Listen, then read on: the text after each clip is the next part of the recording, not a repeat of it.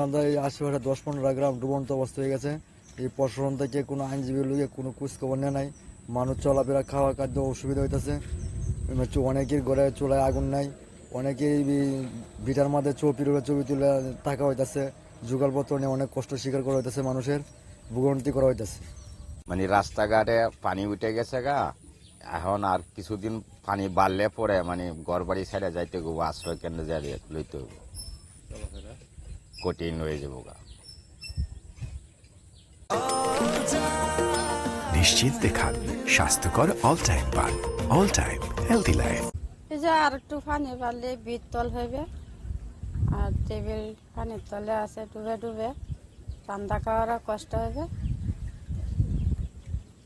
রাস্তাঘাট তো তলি অর্ধেক, এভাবে এনে এই রাস্তার মানুষ সবাই এই অবস্থা আছে, কের বড় হানিও আছে। আমরা ঘর বাড়ি তলে আছে, নৌকা দিয়া চলাফেরা করতেছি, এই সব কিছু এই তলে আছে। আমরা প্রশাসনেও কেউ আসে নাই, আমরা নৌকা দিয়া চলাফেরা করতেছি, খুব কষ্ট হইতেছে।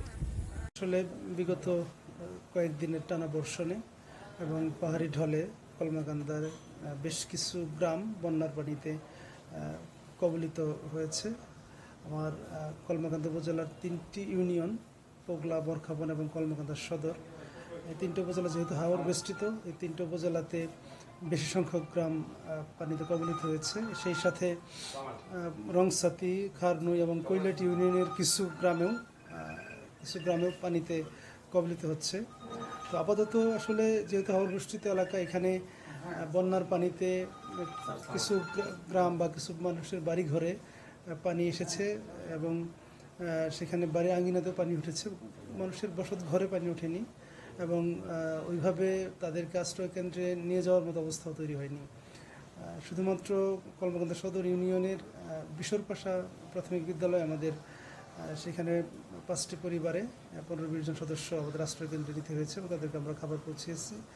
অন্যান্যদের জন্য যদি কাউকে নেওয়ার প্রয়োজন হয় আশ্রয় কেন্দ্রে, তাদেরকেও নেওয়ার প্রস্তুতি আমাদের রয়েছে। আমাদের 42টা আশ্রয় কেন্দ্র আমরা বিভিন্ন স্কুলকে আশ্রয় কেন্দ্র হিসাবে ঘোষণা করে প্রস্তুত রেখেছি এবং দুর্গতদের জন্য আমাদের খাবারের যে স্টক সেটা আমাদের পর্যাপ্ত রয়েছে। আমরা সেটা চাহিদা মাত্রই তাদেরকে আমরা দিতে পারবো এবং অন্যান্য সকল প্রস্তুতি আমাদের রয়েছে।